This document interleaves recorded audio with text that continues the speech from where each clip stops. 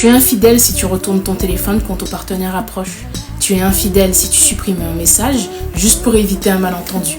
Tu es infidèle si tu souris à un texto que tu cacherais à la personne que tu aimes. Tu es infidèle si tu dis c'est juste un ami mais que tu préserves l'ambiguïté. Tu es infidèle si tu t'habilles pour attirer l'attention de quelqu'un d'autre. Tu es infidèle si tu partages ton intimité émotionnelle avec quelqu'un qui n'est pas ton partenaire. Tu es infidèle si tu compares ce que l'autre te donne à ce que l'autre personne te ferait vivre. Tu es infidèle si ton cœur s'emballe ailleurs mais que tu te rassures en disant on n'a rien fait. Tu es infidèle si tu cherches une validation extérieure pour combler ce que tu n'oses pas demander dans ton couple.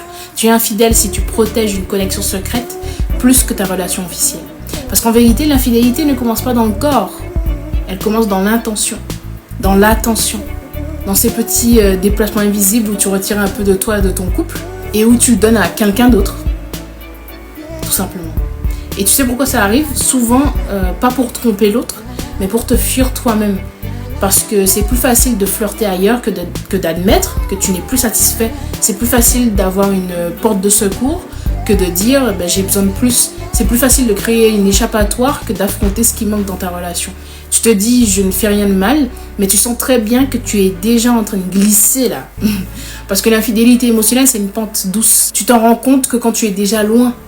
Et voilà la vérité que personne n'ose dire. On ne trompe pas les autres en premier. On se trompe soi-même. On se ment sur nos besoins, nos manques, nos frustrations, nos désirs. On se ment pour éviter une conversation, pour éviter une décision, pour éviter un choix. Alors avant de te demander est-ce que j'ai fauté, demande-toi plutôt est-ce que je suis encore honnête dans ce que je ressens. Parce que parfois l'infidélité commence au moment exact où tu cesses d'être fidèle à toi-même.